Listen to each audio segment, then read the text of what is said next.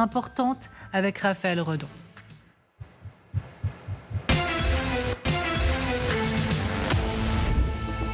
La justice a tranché. Le TikToker surnommé Doualemn restera 26 jours supplémentaires en rétention.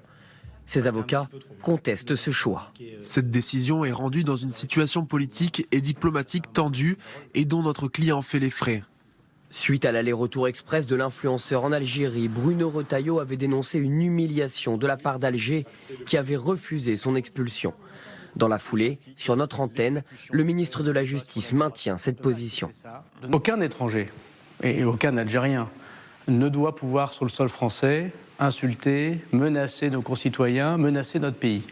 La tension semble maximale entre les deux pays. C'est la trace d'une action, à tout le moins, encouragée, peut-être de loin, par l'État algérien. Après avoir été fustigé par le gouvernement français ces derniers jours, le ministre algérien des Affaires étrangères réplique dans un communiqué. L'extrême droite revancharde et haineuse et ses héros patentés au sein du gouvernement français mènent actuellement une campagne de désinformation, voire de mystification contre l'Algérie. En réalité, le point de non-retour semble atteint depuis le 30 juillet dernier. Ce jour-là, Emmanuel Macron acte la reconnaissance de la souveraineté marocaine sur le Sahara occidental, alors que l'Algérie milite pour son indépendance. Alger dénonce une trahison et rappelle son ambassadeur à Paris. Et pourtant, le président français avait tout fait avant même son élection pour réchauffer la diplomatie entre les deux pays. En direct, à la télévision algérienne, Emmanuel Macron se positionne sur la colonisation française. C'est un crime contre l'humanité, c'est une vraie barbarie, et ça fait partie de ce passé que nous devons regarder en face. En 2022, le président de la République tendait une nouvelle fois la main en prônant l'apaisement mémoriel. 3 ans plus tard, l'histoire franco-algérienne semble basculer du fraternel au fratricide. Raphaël Maillochon, pour commencer, la rétention administrative prolongée, après, il se passe quoi? Là, la France, elle est mains liées totalement jusqu'au 26 et ensuite... Ce qui se passe, c'est qu'à son retour en France, il a été placé donc dans un CRA, un centre de rétention administratif, au Mesnil-Amnaud, juste à côté de l'aéroport Charles de Gaulle. Il avait déposé un premier recours pour aller contre ce placement en rétention administrative, recours qui a été annulé hier par le juge des libertés et de la détention. C'est le procureur de la République de Meaux qui nous a fait savoir que cette mesure de prolongation dans ce centre de rétention administrative était prolongée, 26 jours supplémentaires. Au total, une détention dans un centre de rétention administrative, c'est 90 jours maximum. Ensuite, les autorités françaises peuvent une nouvelle fois le contraindre une nouvelle fois à le renvoyer en Algérie, à le remettre dans un avion sous escorte policière. Nul doute que pendant cette période de 26 jours, il va y avoir des discussions parce que son cas est à la fois un cas de droit, mais également, on l'a vu avec le sujet, un cas de diplomatie. Effectivement, on va s'arrêter sur ces points ensemble. Pierre Vermeuren, avons-nous mal traité cet homme? On se pose toutes les questions parce que l'Algérie nous fait une leçon sur les droits de l'homme, au passage, notamment estimant que le ressortissant n'a pas pu bénéficier d'un procès judiciaire en bonne et due forme qui constitue, là, je cite, un rempart contre l'abus de pouvoir. Est-ce que la France a manqué de respect à l'Algérie? Parce que c'est ce que dit l'Algérie. C'est une réponse à l'affaire Sensal. Parce que si vous voulez, l'Algérie a été accusée sur l'affaire Sensal de maltraiter à juste titre un des écrivains franco-algériens, si ce n'est l'Algérien le plus connu aujourd'hui. Et donc, retour à l'expéditeur avec cette affaire de droit. Faut rappeler que cette personne, que je ne connais pas bien sûr, mais s'est illustrée en appelant quand même à la violence contre les opposants, un opposant au président Tebboune, disons au régime algérien en Algérie, et que donc ce sont des pratiques qui ne sont pas en principe possibles librement. C'est un appel à la violence, et d'autre part ça s'insère dans un contexte, l'affaire de ces blogueurs dont on a beaucoup parlé à juste titre. Ça s'insère donc dans un contexte où apparemment il y a peut-être c'est très difficile de savoir comment ça se passe, mais manifestement il y a une offensive concertée. Alors peut-être que le but c'est de montrer que la France justement ne respecte pas, elle qui fait beaucoup de leçons, ses principes, mais en tout cas ce n'est pas en vain si vous voulez. Et d'autre part c'est un ressortissant algérien, et en principe un pays reprend ses ressortissants si on les les renvoie chez eux, puisqu'il n'a pas la nationalité française. Alors arrêtons-nous sur un point important. L'Algérie, réaction du ministère des Affaires étrangères algérien. L'Algérie n'est d'aucune façon engagée dans une logique d'escalade, de surenchère ou d'humiliation. Vous n'écartez pas la possibilité que, ne serait-ce que la présence et les interventions de ces influenceurs ces dernières semaines soient orchestrées en vue de nous déstabiliser par l'Algérie ? Alors, on en reparlera peut-être tout à l'heure, mais il faut pas Allons-y maintenant, parce que c'est un point central, visiblement, puisque vous le mettez sur la table. Oui, tout à fait, mais il y a deux choses, si vous voulez. Il y a d'une part l'attitude de l'Algérie vis-à-vis de la France. Il y a cette espèce de match permanent entre l'Algérie et la France qui se joue depuis 1962, avec beaucoup de crises à répétition, des tensions, des hauts, des bas. Là, on est vraiment dans un bas très grave. Et puis, il y a aussi les messages qu'adresse le régime algérien à ses propres ressortissants. En Algérie et surtout en France aujourd'hui. Parce que la situation a été reprise en main en Algérie après le Irak et après le Covid, mais l'immigration algérienne, notamment en France, puisque c'est là où elle se trouve en plus grande partie, elle est libre de s'exprimer. Alors aujourd'hui, elle a très peur parce qu'elle se rend compte que le plus connu des émigrés algériens en France, même s'il est nationalité française, peut être incarcéré sans autre forme de procès. Pour l'instant. Oui, il y a là quelque chose qui... Donc il y a les deux messages. Il y a le message de la France, on n'est peut-être pas au centre des choses autant qu'on le pense, et puis il y a le message à l'adresse des Algériens, et tout ça, bien sûr, là il s'agit d'un ultranationaliste, d'un ultra-patriote algérien. Quand on regarde ses messages sur les différents réseaux sociaux, il est dans une valorisation de toute l'histoire récente de l'Algérie, le culte des martyrs, des shahids, etc. Donc cet ultra-patriote, au nom de qui il parle ? Est-ce que c'est lui-même ? Oui, alors qu'on se dit oui, c'est lui. Mais quand on se rend compte qu'il y en a d'autres à Brest, à Grenoble, etc., on se dit tiens, c'est quand même un curieux hasard à tout le moins. Alors, je voudrais qu'on s'arrête maintenant sur cette déclaration de Gérald Darmanin sur le plateau d'LCI. C'était hier soir. Il a annoncé vouloir supprimer l'accord intergouvernemental franco-algérien. Ça date de 2013 et ça permet à la nomenclatura algérienne de venir en France sans visa pour circuler librement. On va réécouter le ministre de la Justice sur le plateau de LCI hier. Il y a notamment un accord de 2013, qui est un accord gouvernemental qui permet à ceux qui ont un passeport officiel, un passeport diplomatique algérien, il y en a des milliers, qui peuvent venir en France sans visa pour pouvoir circuler librement.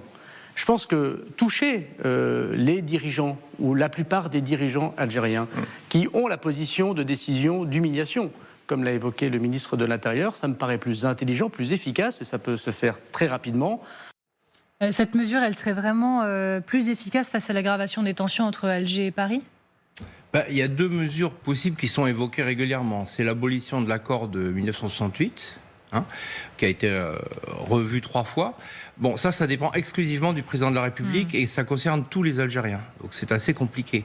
Et puis il y a cet accord de 2013 négocié par François Hollande qui permet aux Algériens qui ont des passeports diplomatiques ou des passeports de service, bon, il y en a beaucoup, puisqu'il y a l'ambassade, il y a la mosquée de Paris, il y a 20 consulats, etc., à tous ces diplomates de circuler librement entre la France et l'Algérie jusqu'à leur mort, y compris leur famille.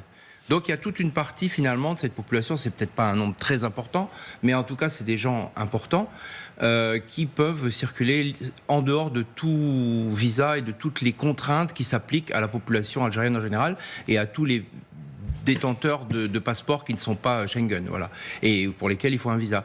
Donc là, il y a effectivement quelque chose qui dépend, pour le coup, des ministres, soit le ministre de l'Intérieur, soit le ministre de la Justice, puisque c'est lui qui en parle, et qui est une mesure d'ordre réglementaire, je crois, mais en tout cas qui ne nécessite pas une machinerie aussi importante qu'un traité international. Alors on va revenir sur l'accord de 68 également, qui est dans le viseur de pas mal pour essayer de faire face à cette tension entre les deux pays. Mais d'abord, peut-être, est-ce que vous voulez vous arrêter sur cette déclaration de Gérald Darmanin, cette intransigeance affichée par le gouvernement sur le sujet? Je pense qu'il faut faire très attention aux signes qu'on envoie ces temps-ci et ne pas oublier Boualem Sansal, dont vous parliez tout à l'heure, qui a 75 ans, qui est, de ce qu'on sait et de ce que c'est son avocat, François Imray, dans une situation de santé compliquée. Ça doit être au cœur, je pense, de tous les messages que l'on envoie pour le moment. Est-ce qu'il ne faut pas, vous l'avez dit, les problèmes entre la France et l'Algérie sont récurrents. On est ces temps-ci dans une période très basse. Est-ce qu'il ne faut pas ajourner notre crispation et essayer de convaincre l'ensemble de nos partenaires européens de réclamer la libération de Boualem Sansal, qui ne peut que pâtir de ce qui se passe actuellement, qui ne peut que devenir un symbole pour le président algérien. On l'a entendu dans son discours au Parlement en fin d'année dernière, il me semble que c'était en décembre ou en fin novembre dernier, qui a très clairement dit 3 mots sur Boualem Sansal et une diatribe contre la France, sur le passé colonial de la France et sur la question du Sahara occidental. Est-ce qu'il ne faut pas garder tout ça pendant un temps pour la sécurité de Boualem Sansal, qui doit être notre préoccupation principale?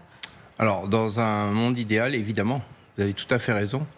Le problème, c'est que, quoi qu'en disent les autorités algériennes, parce que vous avez vu tout à l'heure le petit reportage qu'il y a eu, disait qu'elles attaquaient l'extrême droite en France et ses différents représentants étaient à l'offensive contre l'Algérie.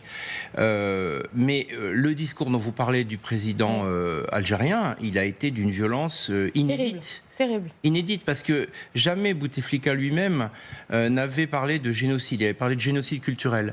Là, il a repris la thématique, président Tebboune, du président turc, qui parle de génocide avec des millions de morts en Algérie. Donc, et puis, il y a tout ce qui va à l'encontre. Il l'a fait à dessein. Absolument. Il sait parfaitement ce qu'il dit. C'est parfaitement ce qu'il dit et ce qu'il fait, ce que ça provoque. Et il y a tout ce qui est toutes les attaques directes contre notamment le président Macron, dans la presse algérienne, j'allais dire autorisée, mais il n'y a que de la presse autorisée. Donc là, quand même, si vous voulez, il y a une agression. Il y a une forme d'agression. Alors, on peut mettre sous le manteau l'affaire des influenceurs, etc. Encore que ça concerne directement la sécurité intérieure de la France, quand il y a des appels au soulèvement, etc. Mais j'avoue que c'est compliqué, vous voyez. Donc, nous ne sommes pas acteurs, mais nous regardons les politiques se répondre dans ce match terrible, parce que c'est une crise diplomatique très profonde. Il n'y a plus d'ambassadeur d'Algérie en France depuis cet été. Donc, c'est très compliqué, effectivement, d'être serein, de négocier. Mais de demander à l'Europe de s'en emparer. Voilà. Évidemment, il faudrait que l'Europe s'en empare, mais l'Europe ne dit rien pour l'instant. Pourquoi ? Parce que les Allemands, notamment, les Italiens, sont des partenaires très importants de l'Algérie et n'ont pas envie de se mêler de ces affaires. Ils ont toujours considéré que l'Algérie, c'était les affaires... ça relevait de la compétence française au sein de l'Europe. C'est très dommage, évidemment. Juste un point, parce qu'il y a la diplomatie et la politique, mais vous l'avez cité, la sécurité intérieure. Dans quelle mesure c'est un accélérateur d'urgence au sein du gouvernement, la sécurité intérieure, alors que ces influenceurs s'activent potentiellement pour hausser le niveau d'agressivité? En tout cas, c'est une des mesures qui a motivé le ministre de l'Intérieur, d'expulser cet influenceur, ce blogueur. On l'a dit, sur les faits, la vidéo qu'il a postée sur son compte TikTok le 4 janvier, où il appelle à frapper un homme en Algérie, il parle de sévères corrections, il doit être jugé en France le 24 février, mais Bruno Retailleau a décidé de l'expulser avant, en avançant plusieurs points. Je vous en cite quelques-uns. Une menace de trouble à l'ordre public, donc à la sécurité nationale, sécurité intérieure, et également parce que, en garde à vue face aux policiers, il s'est borné, je le cite, à relativiser la gravité de ses propos, en soulignant qu'il appelait à commettre des crimes et délits sur le sol algérien et non pas en France. Pour ces deux mesures, parmi d'autres, il a décidé de l'expulser. Pour l'instant, c'est un échec. Dominique ou Marion Van Rettergem, vous souhaitez intervenir? Marion. Non, moi ce que je me demande, c'est, on a vu l'échec flagrant de la politique d'Emmanuel Macron à essayer de réchauffer les relations. La France s'est fait humilier par l'Algérie qui l'a renvoyé dans les cordes. Et il faut se résoudre à cette évidence, c'est que l'Algérie n'aime pas la France, enfin elle veut ne pas aimer la France, puisque le régime vit de la dénonciation permanente de la France. Il en a fait une rhétorique, une raison d'être, une ADN, et c'est ce qui le maintient même au pouvoir. Donc, quoi qu'on fasse, l'Algérie a besoin de détester la France et d'envoyer, on ne sait pas s'ils sont envoyés par l'État ou si ce sont des électrons libres, ces influenceurs, mais enfin en tout cas ils servent la rhétorique du régime. Donc au fond, quelle est la bonne politique à adopter, puisque quand on essaye de réchauffer, de toute façon on se fait humilier. Si on aggrave si on est dans la riposte œil pour œil, dent pour dent, ça peut en effet, en l'occurrence, mettre en danger d'autant plus Boualem Sansal et ne pas arranger les choses. Donc, quelle est la politique que la France doit adopter? Est-ce que c'est finalement d'ignorer d'une certaine manière l'Algérie? On a des contrats de gaz, on a des contrats commerciaux avec le gaz. Je crois que c'est 13% des besoins en gaz de la France. C'est pas rien. Mais l'Algérie ne peut pas non plus perdre sa crédibilité en ne fournissant pas le gaz qu'elle doit, parce que ce serait un signal envoyé elle l'a fait à l'Espagne aux autres. Oui. sans problème directement. Elle l'avait fait à l'Espagne. Oui, elle a supprimé les contrats de gaz avec l'Espagne à la suite de la reconnaissance toujours de la question du Est-ce que la France est tenue peut-être aussi du coup par... Vous avez mis quand même par ses quelques besoins. chiffres parce que ça compte pas mal et notamment, je crois, hein, mais attention au prix de l'essence pour nous Français parce que le premier produit de l'Algérie vers la France, est-ce que c'est pas les hydrocarbures? Si. Voilà. Donc, est-ce qu'effectivement, d'une certaine manière, ils nous tiennent de cette manière? C'est-à-dire qu'il y a des contrats qui sont déjà signés et qui sont en cours d'exécution et qui sont remplis. Effectivement, ils peuvent être arrêtés du jour au lendemain. Mais en réalité, le pétrole et le gaz sont assez abondants dans le monde. L'Espagne n'a pas eu un problème quand les Algériens ont coupé le robinet de gaz. On sait très bien que ça circule. Il y a déjà la Russie.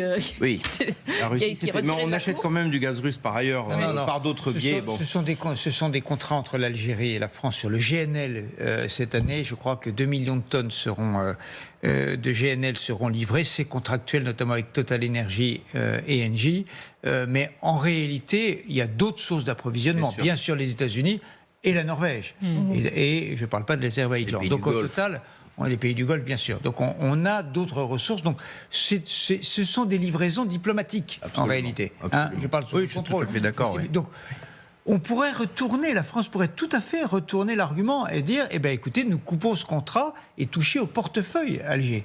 Mais il ne faut pas forcément être dans la crainte de manquer de gaz. Et donc, quelle est la politique, quelle est l'attitude à avoir vis-à-vis d'un régime qui, de toute façon, quoi qu'on fasse... Moi, je crois que, si vous voulez, le régime algérien n'est pas homogène.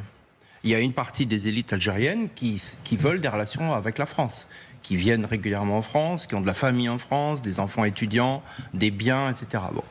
Et puis il y a des durs, des faucons. Je ne sais pas si c'est leur influence russe ou leurs amitiés russes ou autres qui les tendent, ou islamistes, qui les portent vers d'autres horizons, qui eux veulent une rupture.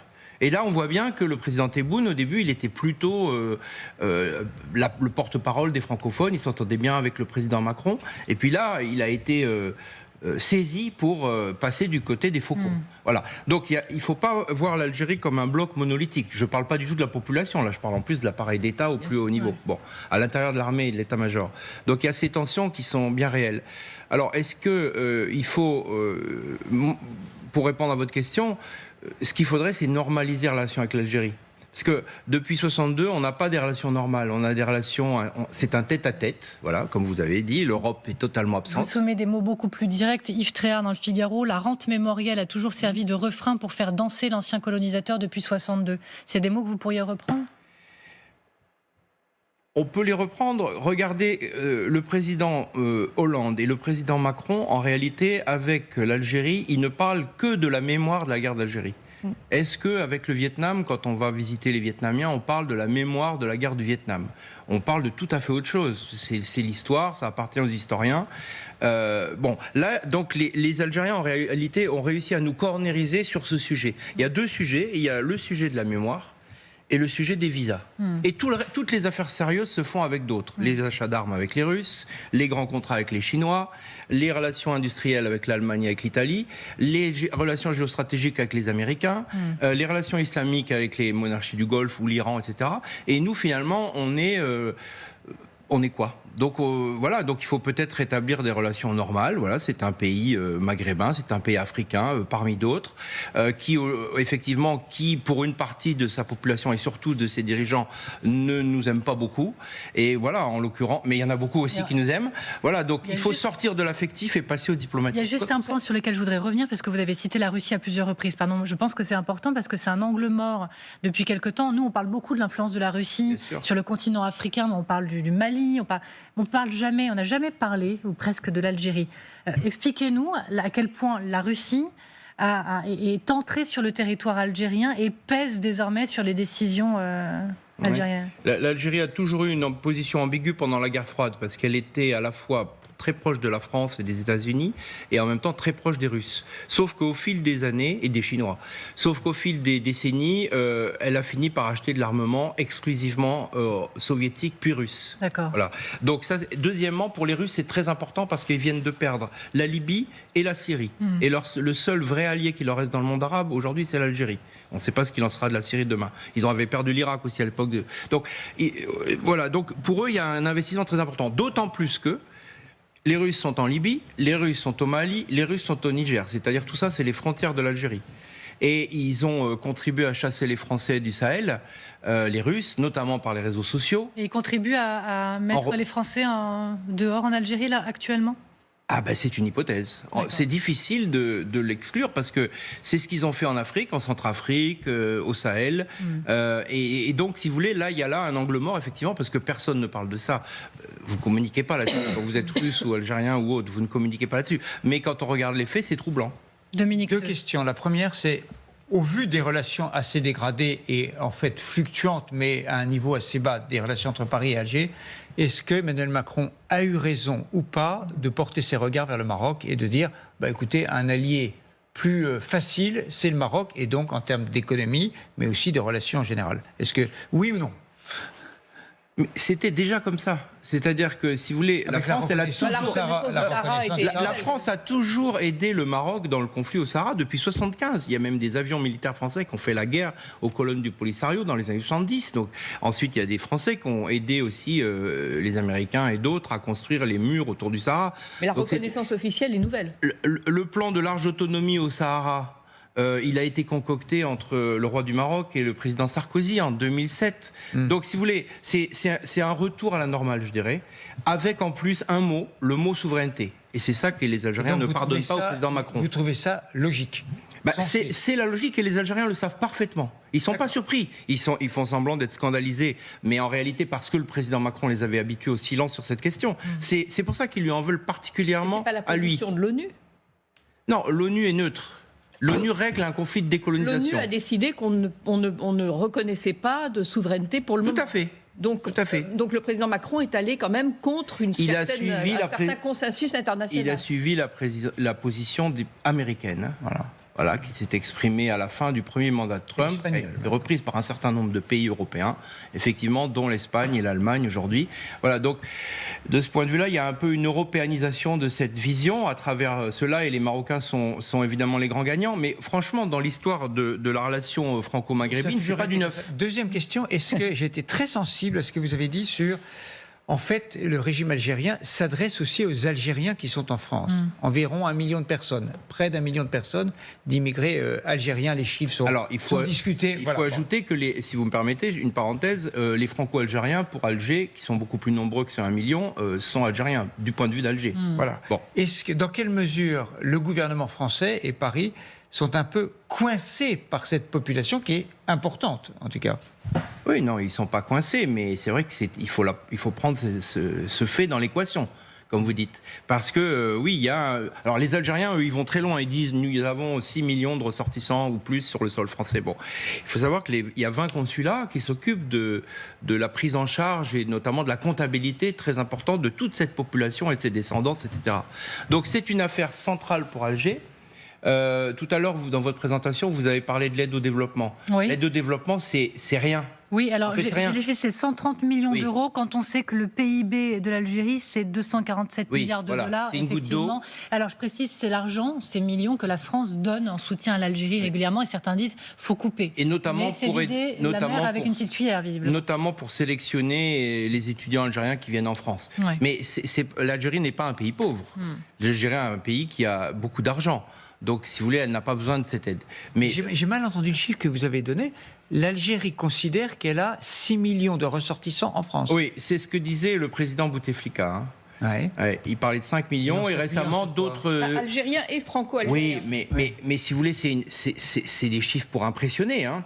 Mais simplement, oui, 10% de la population. Donc ça, cette réalité-là, sociologique, elle est très importante, elle est massive. Et c'est pour ça qu'elle interdit, en réalité, aux deux pays de couper leurs relations. Parce que toute cette population, elle circule pour une partie d'entre elles. Et de fait, elle vit dans le mixte algéro-français. Voilà, et c'est évidemment une équation à prendre en compte. Alger essaye de jouer là-dessus. Les Français ne subissent pas ça parce qu'ils l'ont accepté, ils l'ont voulu, ils l'ont construit, en tout cas les autorités françaises. Mais effectivement, ils ne peuvent pas faire comme si c'était des relations avec l'Inde ou le Bhoutan. Tristan Banon, allez-y, oui.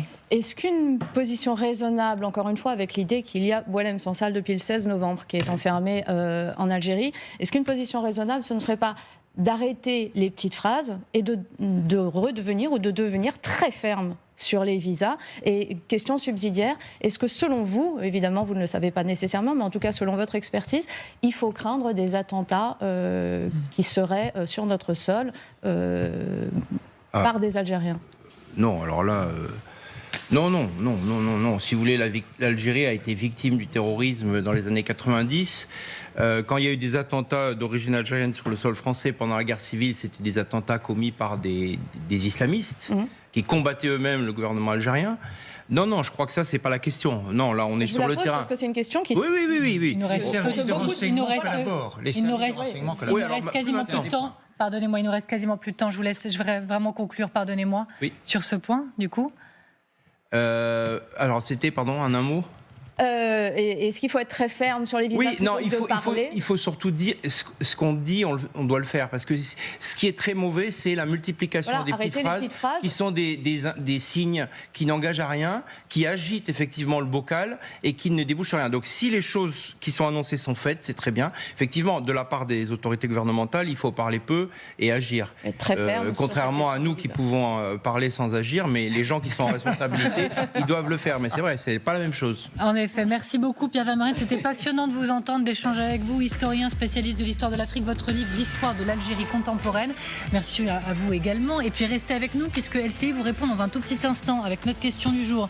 Retraite, faut-il suspendre la réforme? Le QR code il est là, vous scannez, vous flashez, vous posez vos questions, nous y répondons, alors à tout de suite.